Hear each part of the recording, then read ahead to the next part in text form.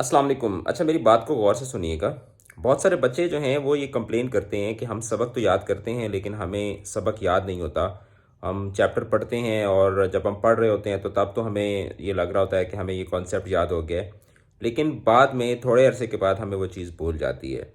तो इसका क्या सॉल्यूशन हो सकता है? और ख़ास तौर पर वो बच्चे जो साइंस के स्टूडेंट्स होते हैं या बड़ी क्लासेस के स्टूडेंट्स हैं जिन्हें 5-6 सब्जेक्ट्स एट अ टाइम पढ़ने होते हैं और सब्जेक्ट्स का जो सिलेबस होता है वो भी बहुत ज़्यादा होता है। तो ऐसी सूरत हाल में क्या किया जाए? देखिए, जो सबसे पहली चीज़ है ना जो आपको समझनी है, वो ये है कि आपका जो ब्रेन है, वो डेटा को स्टोर करने के लिए पैदा नहीं हुआ।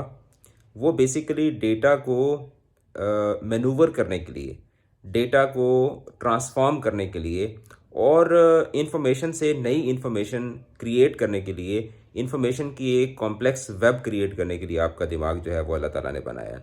यही वजह है कि आप अपने दिमाग को इस्तेमाल करते हुए लाखों, हज़ारों की तादाद में जो चीज़ें हैं, उनको आप समझ सकते हैं और उनको आप याद भी रख सकते हैं, लेकिन एट अ टाइम जो है, वो आप सारी चीज़ों को एक्सेस नहीं कर सकते। यानी अगर मैं आपको कहूँ कि आप मुझे बताएँ कि आपने पिछले 1 साल में कितनी द क्या कौन-कौन से खाने किस-किस दिन खाए हैं, तो वो डेफ़िनेटली वो आपके ब्रेन की मेमोरी के अंदर स्टोर हैं, लेकिन आप फ़ौरन उस डेटा को जो है वो रिट्रीव नहीं कर सकते। आप उस डेटा को मुझे नहीं बता सकेंगे, वो सारी इन्फॉर्मेशन आप मुझे नहीं बता सकेंगे।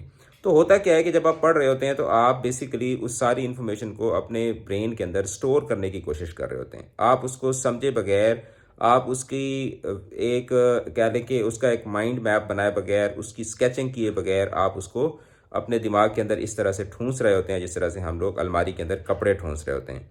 तो आपने जो चीज़ सीखनी है वो ये है कि आप जो भी इन्फॉर्मेशन अपने ब्रेन को दे रहे हैं, उसकी कैटालॉगिंग आपको करनी आनी चाहिए। यानी लेट्स सपोज़ आप एक कोई टॉपिक पढ़ रहे हैं, फिज़िक्स का कोई टॉपिक पढ़ रहे हैं, ठीक है? सेंट्रीफ्यूगल फ़ोर्स पढ़ रहे हैं, सेंट्रीपिटल फ़ोर्स पढ़ रहे हैं या न्यूटन्स लॉ पढ़ रहे हैं या कोई भी और आप कोई चीज़ पढ़ रहे हैं, फिज़िक्स की पढ़ रहे हैं, केमिस्ट्री की, इंग्लिश की, मैथ की, पाकिस्तान स्टडीज़ की।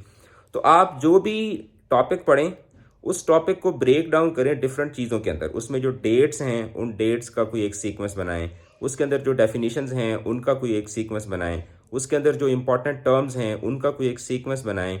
जिस तरह एक गेम के अंदर पज़ल्स नहीं होते, या गेम के आप रूल्स याद रखते हैं या गाड़ी आप चलाना सीखते हैं, तो उसकी कुछ चीज़ें ऐसी होती हैं कि जिनको आपको रट्टा नहीं लगाना पड़ता, बस आपने एक दफ़ा उनको ध्यान से समझ लेते हैं, तो आपको वो चीज़ें बाद में हमेशा के लिए याद रह जाती हैं।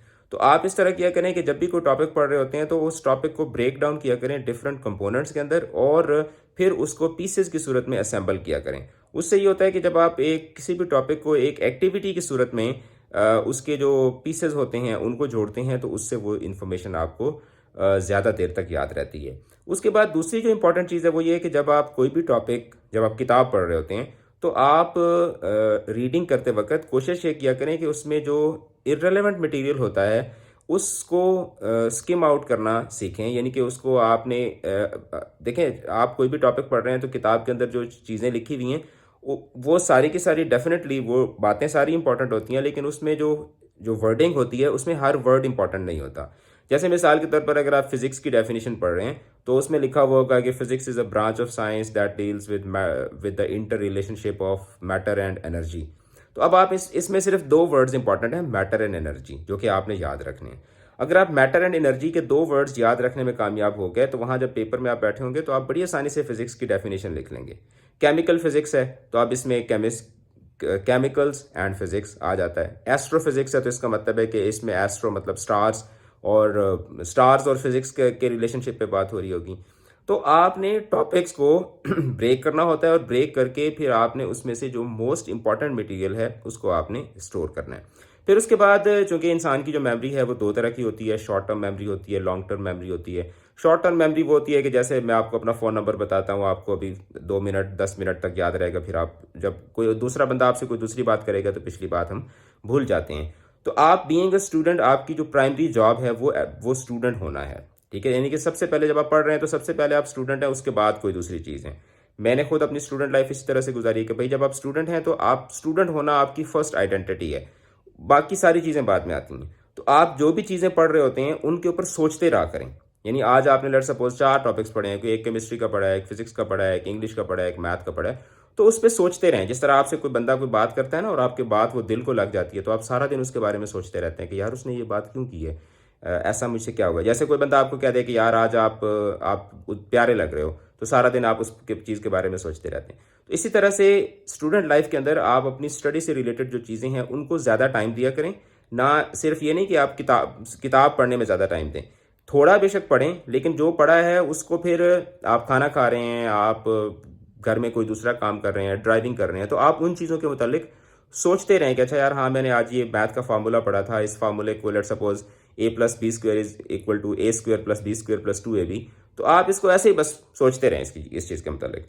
उससे ये होता है कि आपका ब्रेन जो है उसकी ट्रेनिंग होती रहती है, आपके ब्रेन मसल्स जो हैं वो एक्टिविटी में रहते हैं, और आपका ब्रेन एक हेल्दी वे में इन्वेस्ट होता रहता है, ठीक है। और आपके ब्रेन की एक तरह से प्रोग्रामिंग इस तरह से हो जाती है कि उसको पता होता है कि अच्छा मुझसे जो बुनियादी तौर पर काम लिया जा रहा है वो ये बंदा मुझसे फिजिक्स, केमिस्ट्री, बायो, मैथ, इस तरह की जो चीज़ें हैं वो ये मुझे फीड कर रहा है, तो मैंने ये वाली चीज़ें जो है वो मैंने स्टोर रखनी है। अब अगर आप 2 घंटे पढ़ते हैं और उसके बाद आप 8 घंटे जो है वो कोई दूसरा काम करते रहते हैं, बाहर जाकर लटपुना करते हैं, लोफरी करते हैं या गॉसिप्स करते रहते हैं, तो वो आपने लेट्स सपोज आपने फिजिक्स का एक चैप्टर पढ़ा था, उसके ऊपर आपने एक लेयर डाल दी गॉसिप की, फिर एक लेयर डाल दी किसी और चीज़ की, किसी और चीज़ की, किसी और चीज़ की। तो जब आप उसके ऊपर 10-15 लेयर्स इररेलेवेंट मटेरियल की डाल देंगे तो वो बेचारा फिजिक्स का चैप्टर तो नीचे दब जाएगा, राइट। तो इंपॉर्टेंट सबसे पहली जो इंपॉर्टेंट चीज़ है वो ये है कि आपने जब आप पढ़ रहे हैं तो आप उसको रट्टा ना लगाएं, बल्कि उस डेटा को रिप्रोड्यूस करें अपने माइंड के अंदर अपने अंदाज में।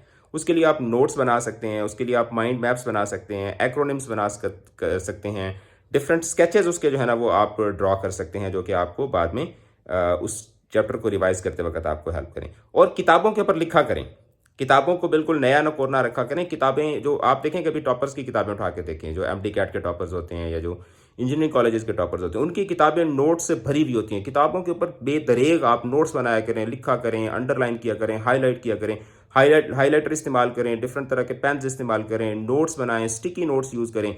मतलब किताब जो है ना वो उसको आप बिल्कुल जैसे होता है ना कि रगड़ा लगाएं किताब को, ठीक है। और उसमें से फिर इंपॉर्टेंट चीज़ें निकाल के उनके स्केचेस बनाएं, स्केचेस बना के फिर उन्हीं चीज़ों के ऊपर जो है वो सोचते रहें। तो ये एक अच्छा स्टूडेंट जो होता है वो क्या होता है, अच्छा स्टूडेंट सबसे पहले जैसे लेट्स सपोज कोई क्रिकेटर है तो उसके लिए क्रिकेट सबसे पहले है, उसके बाद वो डिफरेंट तरह के ब्रांड्स की प्रमोशन भी कर रहा होगा, वो और डिफरेंट तरह की एक्टिविटीज़ में भी जा रहा होगा, वो पार्टीज़ में भी जा रहा होगा, वो सोशलाइज भी कर रहा होगा, सोशल वर्क भी कर रहा होगा, लेकिन उसकी पहली जो बुनियादी आइडेंटिटी है वो क्या है कि वो एक क्रिकेटर है। फुटबॉलर है तो वो हज़ारों काम और भी कर रहा होता है, जिम भी जा रहा होता है, बाकी सारी चीज़ें भी कर रहा होता है, लेकिन वो सबसे पहले क्या है, सबसे पहले वो फुटबॉलर है।